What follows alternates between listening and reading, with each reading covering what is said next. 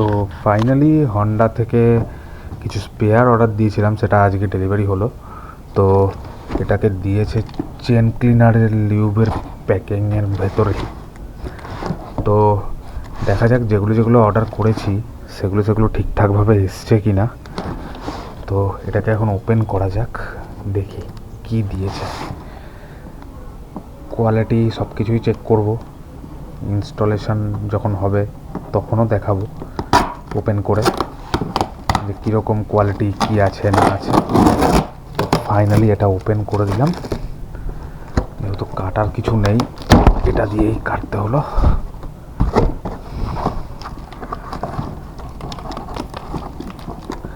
তো অর্ডার করেছিলাম একটা চেন স্পকেট ইঞ্জিন অয়েল, আর তার সাথে একটা গুটকা, যেটা চেনের ভেতরে থাকে। তো বাবারই ভারী আছে, চেন স্পকেটটা ভালোই ভারী আছে।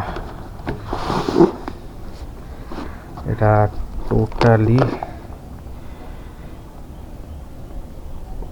কত এমআরপি আছে? 1300 টাকা। হ্যাঁ, ঠিকঠাকই নিয়েছে,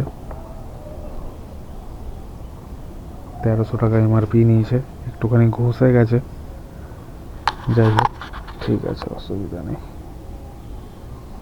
দেখতেই পাচ্ছ 1303 total chain sprocket kit.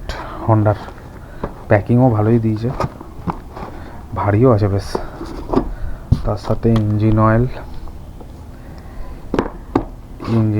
1 litre.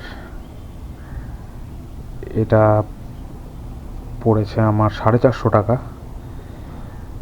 এখানে হ্যাঁ, ইউএসপি রেস 450 পার লিটার, 450 টাকা পার লিটার।